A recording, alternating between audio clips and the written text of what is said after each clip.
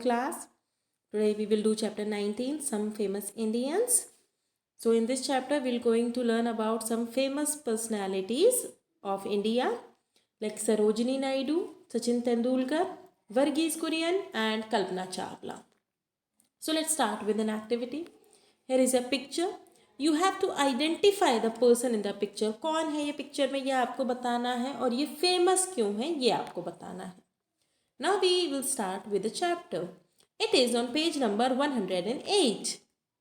The people who have made India proud in one way or the other are regarded as great Indians. तो ऐसे लोग जिन्होंने कभी ना कभी अपने देश का नाम रोशन किया है, अपने देश को ऊंचाई पर पहुंचाया है, उन सबको हम बोलते हैं ग्रेट इंडियंस, यानी कि महान भारतीय. In this chapter we will know about some of them. तो इस चैप्टर में हम उनमें से कुछ लोगों के बारे में यहाँ पर पढ़ेंगे. सबसे पहले हम पढ़ेंगे सरोजनी नायडू के बारे में. So Sarojini Naidu was born on 13th February 1879 in Hyderabad.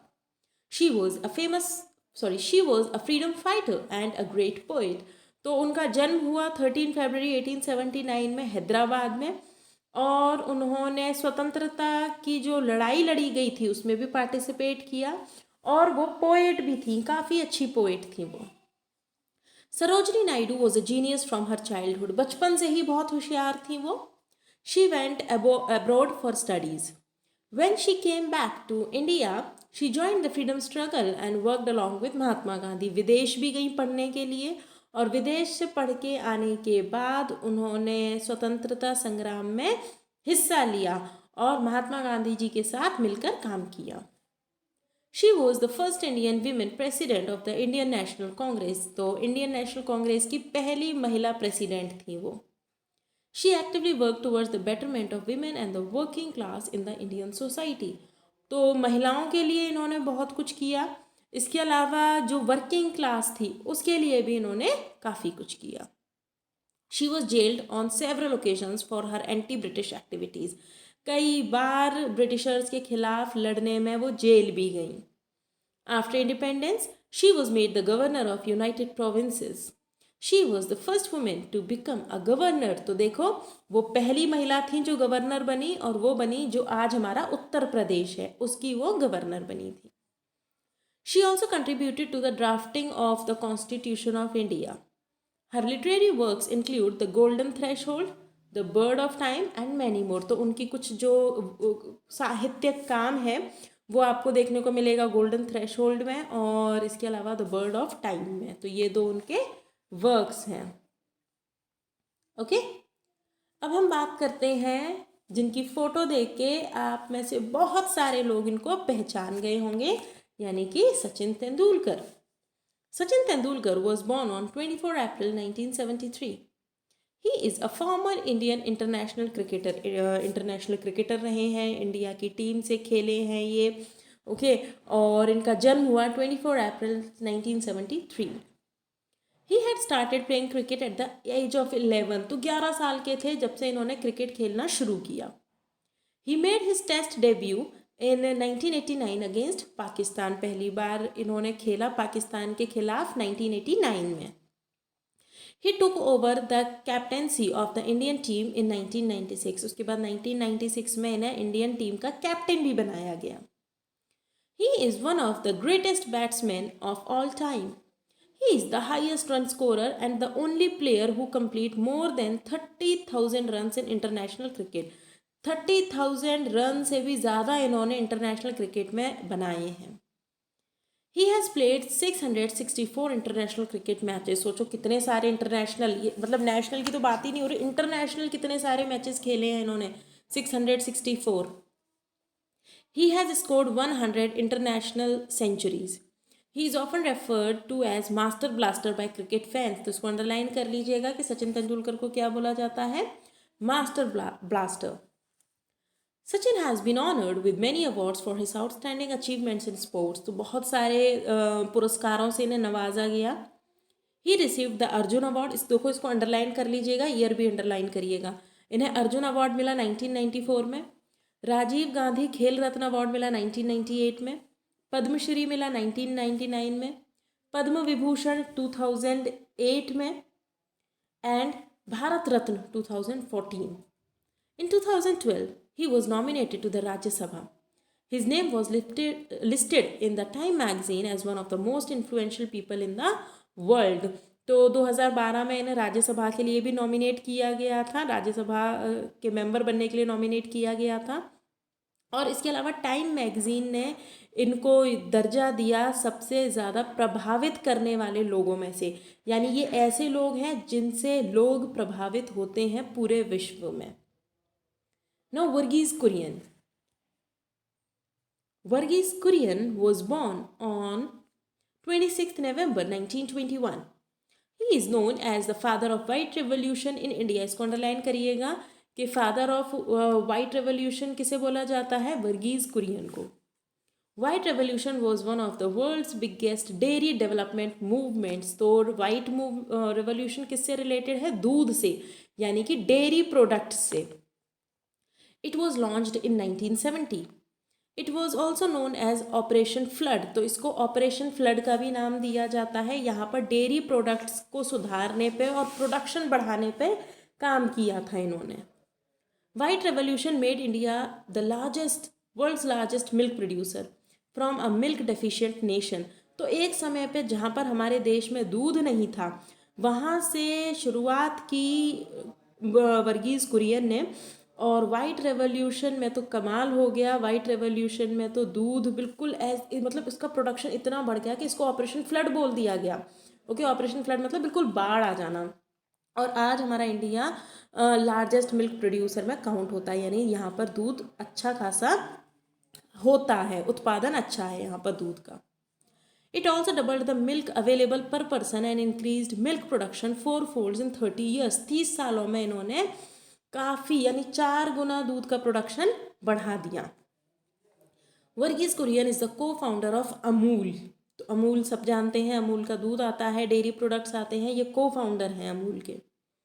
Amul is one of the largest milk producing companies in India.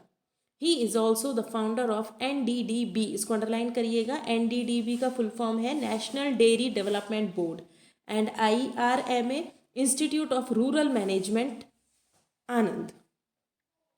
A key invention of Verghese Kurian was the production of milk powder from buffalo milk. इनका जो सबसे अच्छा invention था वो था कि भैंस के दूध से पाउडर बनाना। जो हम दूध का पाउडर यूज़ करते हैं ना, बच्चों के लिए भी यूज़ करते हैं, इसके अलावा हम मिठाइयों के लिए भी इसको यूज़ करते हैं। पोर्टेबल होता है, एक जगह से दूसरी जगह ले जाने में आसान है, ख़राब नहीं होता है। तो मिल्क पाउडर यानी बफेलो मिल्क से, भैंस के दूध से मिल्क पाउडर बनाने का इनका इन्वेंशन सबसे इम्पॉर्टेंट माना जाता है। He also made India self sufficient in edible oils. His hard work and efforts lifted millions out of poverty both inside and outside India. Bharat में और भारत से बाहर बहुत सारे ऐसे लोग हैं जिन्हें गरीबी से निकलने में मदद मिली इनके रेवोल्यूशन से। He was awarded the World Food Prize in 1989, Padma Vibhushan in 1999, Padma Bhushan 1966, Padma Shri 1965, and Raman Magsaysay award for community leadership 1963। ये मैग्सेसे अवार्ड अभी भी किसी को मिला है, ध्यान करिएगा। अगर आप टीवी अच्छे चैनल्स देखते होंगे तो आपको पता होगा कि मैग्सेसे अवार्ड किसे मिला है। और आपका ये होमवर्क है कि आप बताएंगे कि मैग्सेसे अवार्ड किसे मिला है। जिन्हें मिला है उनकी पिक आप डाउनलोड करेंगे गूगल से और मुझे व्हाट्सएप करेंगे। अब हम बात करेंगे Kalpana Chawla. Kalpana Chawla was born on 1st July 1961 in Karnal in Haryana. She was the first Indian origin woman to go into space. पहली महिला थी, इंडियन महिला थी जो कि स्पेस में गई। She received a degree in Bachelor's of Aeronautical Engineering from Punjab Engineering College. तो अगर आपको लगे कि नहीं मेरे को भी कल्पना चावला जैसा बनना है और मुझे भी स्पेस में जाना है, तो देखिए उनकी पढ़ाई के बारे में बताया गया है कि उन्होंने डिग्री ली बैचलर्स ऑफ एरोनॉटिकल इंजीनियरिंग, यानी कि उन्होंने एरोनॉटिकल इंजीनियरिंग की थी पंजाब इंजीनियरिंग कॉलेज से। She then moved to the United States in 1982 to obtain double masters and PhD in aerospace engineering. तो देखो अगर किसी को भी इतनी पढ़ाई करने का शौक़ हो तो बिल्कुल करिएगा और आप बन सकते हैं, आप बिल्कुल कल्पना चावला बन सकते हैं, आप और भी बहुत कुछ अच्छा कर सकते हैं। इसलिए उनकी पूरी पढ़ाई यहाँ पर दी गई है जिससे आपको पता हो कि अगर आपको कल्पना चावला की तरह स्पेस में जाना है तो आपको क्या करना है।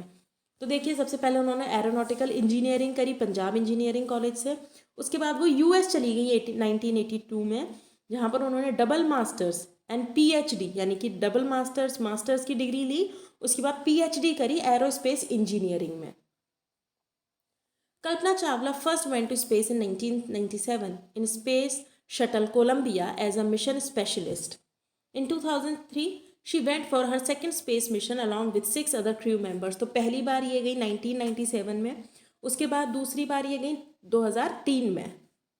The second space mission, however, ended abruptly when the spaceship exploded while entering the Earth's atmosphere. हालांकि दूसरा बड़ा दुखद ही हादसा हुआ कि अर्थ के एटमॉस्फेयर में एंटर करते ही वो ब्लास्ट हो गया, इनका जो शटल था, स्पेसशिप था.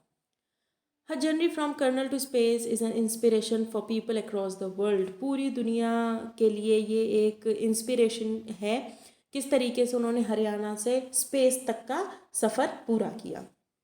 इन her honour India's first satellite of Metsat series यानी कि Metsat 1 was renamed as Kalpana 1. तो मेटसेट 1 का नाम दोबारा रखा गया, इसको रखा गया कल्पना 1 उनके ऑनर के लिए, उनको रिस्पेक्ट देने के लिए या उनको याद करने के तौर पर. Several scholarships, universities and institutions in India and the United States have also been named in her honour.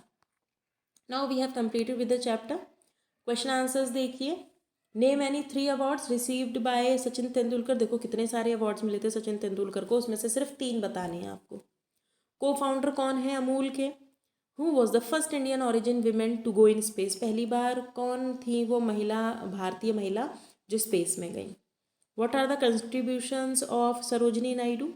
How is Sachin Tendulkar one of the greatest batsman in all times. तो क्यों इन्हें महान बल्लेबाज बोला जाता है, सचिन तेंदुलकर को बता सकते हैं आप. And how was the white revolution helped India. White revolution ने भारत की कैसे मदद की, किस तरीके से भारत की स्थिति अच्छी हुई वाइट रेवोल्यूशन के बाद. इसके अलावा आप इसकी एक्सरसाइजेज भी ढूंढने की कोशिश करिएगा. ओके, नेक्स्ट क्लास में हम करेंगे next chapter. Till then bye bye.